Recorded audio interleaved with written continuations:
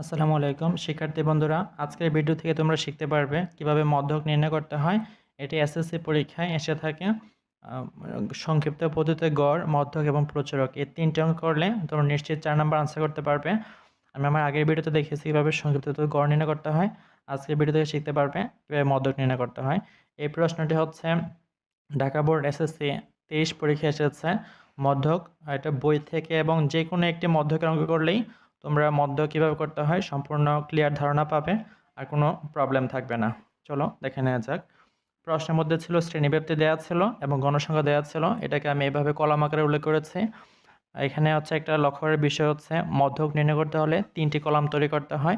প্রশ্নের মধ্যে সবসময় 2টি কলাম দেওয়া থাকে। আমাদের প্রয়োজন অনুসারে যে অঙ্ক করার টেকনিক বা সিস্টেম, এই অনুসারে আমরা 3টা কলাম তৈরি করেছি। এর মধ্যে একটাকে বলতে হবে ক্রমযোজিত গণসংখ্যা, আর এই 2টি বইয়ের মধ্যে দেওয়া ছিল, প্রশ্নের মধ্যে দেওয়া ছিল। এই প্রশ্নটা খ নাম্বার এসে থাকে, অনেক সময় ক নাম্বার প্রশ্নে এসে থাকে যে ক্রমযোজিত গণসংখ্যা সারণী তৈরি করো। যদি ক্রমযোজিত গণসংখ্যা সারণী তৈরি করতে বলে তখন ঠিক সেমভাবে তৈরি করে আমরা ক্রমযোজিত গণসংখ্যা সারণীটা তৈরি করলেই আনসার চলে আসবে। এটা হচ্ছে ক নাম্বারের জন্য। আর যখন মধ্যক বলে এই সারণীতে আমরা পূরণ করবো, ঠিক আছে, তারপর হচ্ছে বাড়তি কিছু প্রক্রিয়া আছে বা প্রসিডিওর, ওইগুলো আমরা করলেই আনসার আসবে। আচ্ছা দেখে নেওয়া যাক। এখানে প্রথমে আছে 4, 4 4 থাকবে। তারপর হচ্ছে 4 আর যদি 7 যোগ করি আমরা 4 7 যোগ করলে 11 পাবো। 11 9 যোগ করলে তখন পাওয়া যায় 20। 20 আর 12 যোগ করলে 32। 32 আর 8 যোগ করলে 40। 40 আর 7 যোগ করলে পাওয়া যায় 47। 47 3 যোগ করলে 50। এভাবে ক্রমযোজিত গণসংখ্যা সারণী তৈরি করতে হবে। এটা করলেই ক নাম্বার যদি এসে থাকে তোমরা 2 নাম্বার পেয়ে যাবে।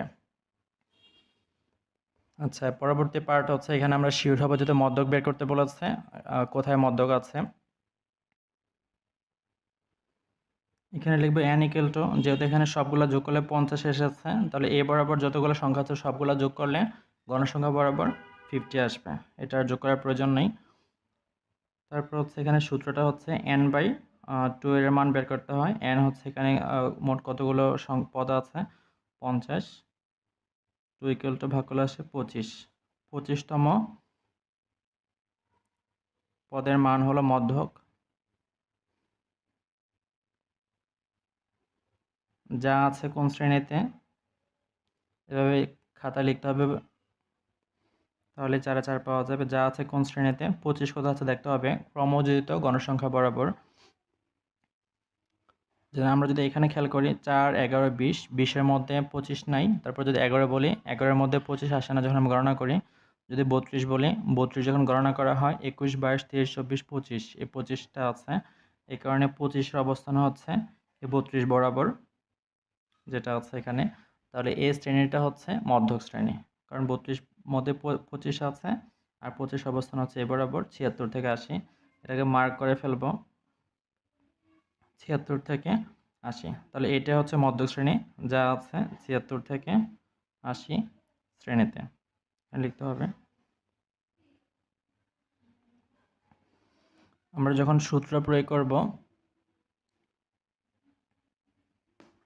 সূত্র প্রয়োগ করতে হলে কিছু এখানে তথ্যের প্রয়োজন আছে, তথ্যগুলো মার্ক করে ফেলবো। যেমন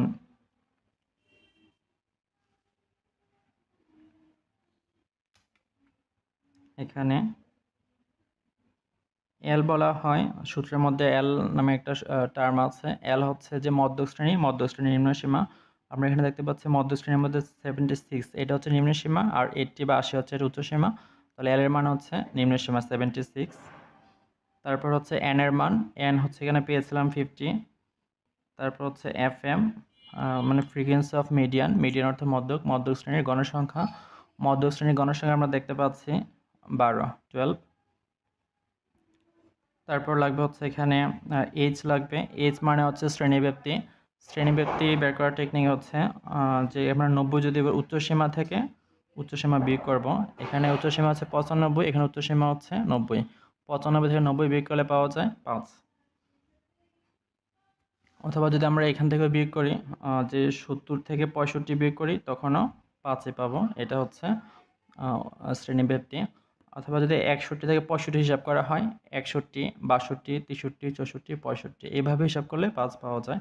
এর মধ্যে হচ্ছে 70 থেকে 65 বিয়োগ করলে এটা খুব সহজে চলে আসে, ভুল হওয়ার সম্ভাবনা কম থাকে। তোমাদের যেটা কমফোর্টেবল ফিল করা বা ভালো মনে করা ওইটাই ফলো করবে, কোনো প্রবলেম নেই।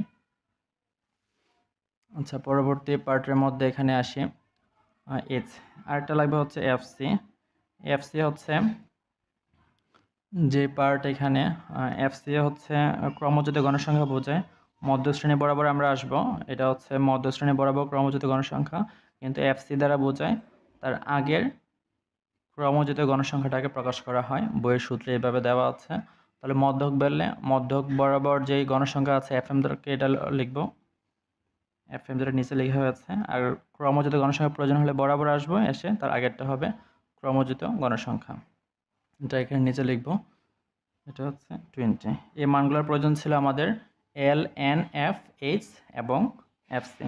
তোমরা যদি ভালোভাবে খেয়াল করো তাহলে খুব সহজে এটা অঙ্কটা করতে পারবে। শিক্ষার্থী বন্ধুরা, এখন আমরা লাস্ট পর্যায়ে চলে এসেছি। প্রথমে আমরা লিখব হচ্ছে সূত্রটা। আমরা জানি সূত্রটা যদি লেখা হয়, অঙ্কের কোথাও ভুল হলে দেখা যায় সূত্র লেখার জন্য বোর্ড পরীক্ষা মার্ক দিয়ে থাকে। স্কুলের পরীক্ষা সাধারণত মার্ক দেয় না বা স্যারা কেটে দেয়, কিন্তু বোর্ড পরীক্ষার নম্বর বন্টন অনুযায়ী 4 থেকে দেখা যায় 1 বা 2 পাওয়া যায়। মধ্যকের সূত্র হচ্ছে L plus n/2 minus FC into H by divide by F, ছোট হাতের এম করে লিখতে হবে। এটা তোমরা অবশ্যই সূত্রটা লিখবে। এল এর মান পেয়েছে এখানে 76, যেগুলো বের করেছে এগুলো লিখবো। এন এর মান পেয়েছে এখানে 50, এফসি হচ্ছে পেয়েছে 20, এইচ পেয়েছে এখানে 5, এফএম পেয়েছে 12। 50কে 2 দ্বারা ভাগ করলে 25 পাওয়া যায়।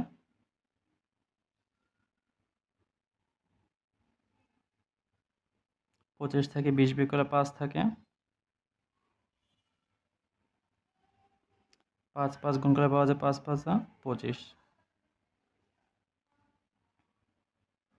25কে 12 দ্বারা ভাগ করলে আসবে, এটা তোমরা ক্যালকুলেটারে ভাগ করবে, করলে আসে 2.08, যেটা যোগ করলে আসে 78.08।